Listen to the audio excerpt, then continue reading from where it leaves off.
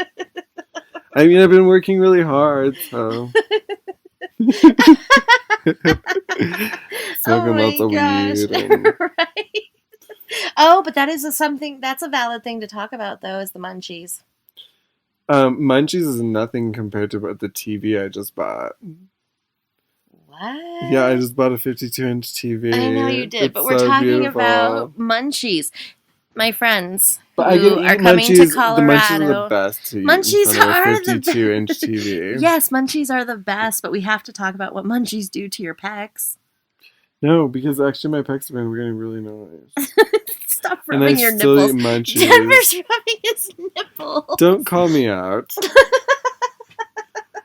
God, I even lit a candle for you. You did light a candle for me. It's very romantic. Oh, yeah. We are not together. No.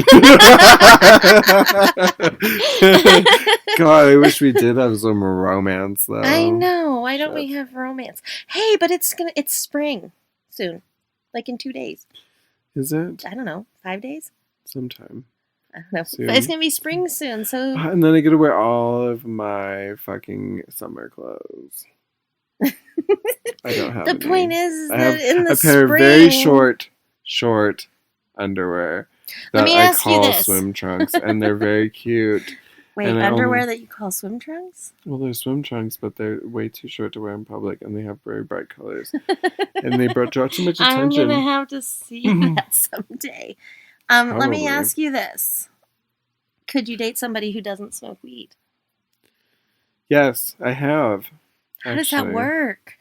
They don't mind. If they don't mind, then it doesn't matter. But I mean, the odds of finding people who don't smoke weed are... in Colorado is crazy. Right. But, my ex couldn't smoke, so... Well, I've had several people that I've dated who didn't smoke weed, and they didn't care. No, because it makes you cute and adorable. But there is an aspect where, no, eventually it's like, so you want to go out for a really nice dinner, and you want to get to know them. They want to get to know you, not you on weed. Whereas, you would never smoke weed before going out on a date to a unless really you nice smoke dinner. weed together. Right. Which I've done that plenty of times. Right. It's more of when you get home and they've had a couple of drinks and you smoke a bowl real quick and then you have really fun sex.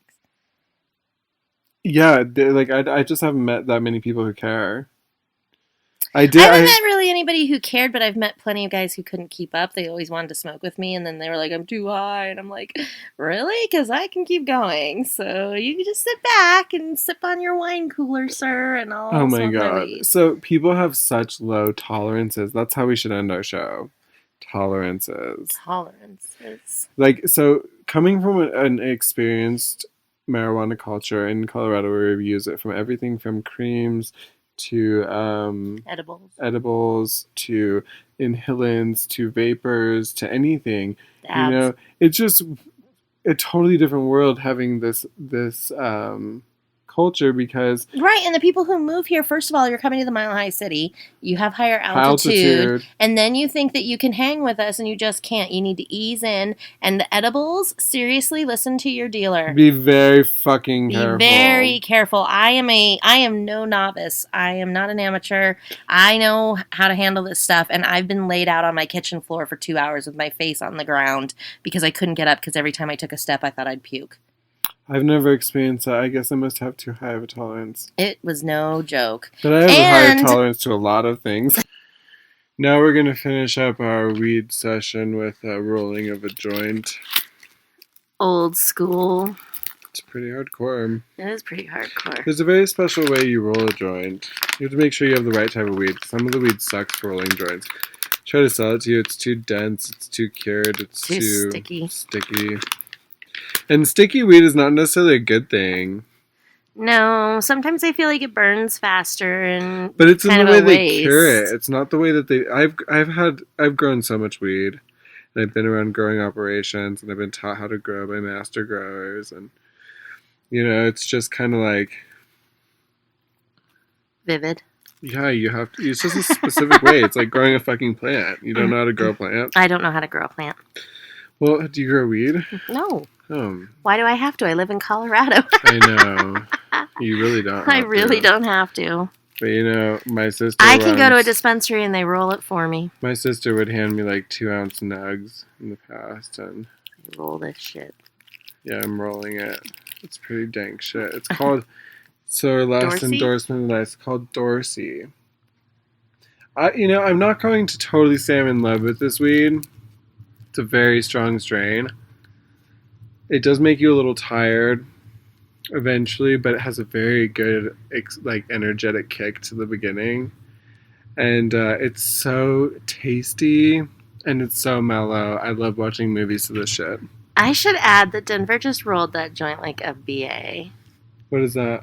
Badass. Oh, thank you. Yeah. Fast, tight, way to go, homie. Yeah, I rolled that in like the last 60 seconds. So now we're coming to the end of our show. We're actually 30 seconds over. So we're going to say goodbye. I'm Denver. I'm Jayne. And this has been our second installment. Let us know what you think. And what you want to hear? Well, yeah, what do you want to hear? And we will see you next week. Goodbye.